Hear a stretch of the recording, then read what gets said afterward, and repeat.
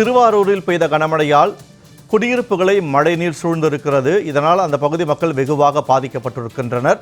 அண்மை செய்தியாக பார்த்து வருகிறோம். இது தொடர்பான கூடுதல் விவரங்களோடு இணைகிறார் திருவாரூரிலிருந்து எமது செய்தியாளர் மணிகண்டன்.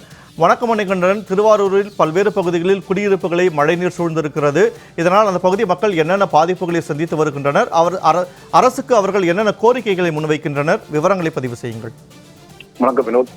அதாவது தென்மேற்கு வங்கக்கடலில் உருவான டிக்வா புயலானது தமிழகம் முழுவதும் உள்ள கடலோர மாவட்டங்களில் கடந்த 2 தினங்களாக கடந்த மழையை பெய்து வருகிறது. குறிப்பாக திருவாரூர் மாவட்டத்தில் பல்வேறு பகுதிகளில் நேற்று தொடங்கிய மழை 24 மணி நேரத்தை கடந்து தொடர்ந்து மழை பெய்து வருகிறது. ஆங்காங்கே தாழ்வான பகுதிகளில் தண்ணீர் தேங்கி வீடுகளுக்கு உள்ளே புகுந்து பொதுமக்களுடைய இயல்பு வாழ்க்கையை பாதித்த வண்ணம் இருந்து வருகிறது. குறிப்பாக திருவாரூர் மாவட்டம் முத்துப்பேட்டை பகுதியில் நேற்று பெய்த மழை இன்று வரை தொடர்ந்து நீடித்து வருகிறது. சுமார் 5 சென்டிமீட்டருக்கு மேல் அப்பகுதியில் மழை கொட்டி தீர்த்துள்ளது.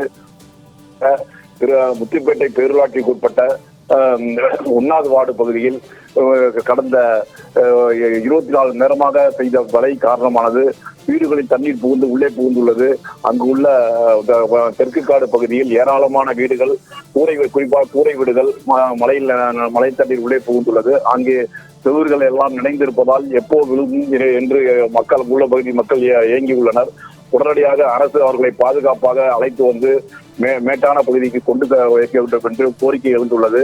தற்போது அங்கு மழையில் மக்கள் அவதியுற்று வருகின்றனர். உள்ள உணவு இல்லாமல் தவித்து வருகின்றனர்.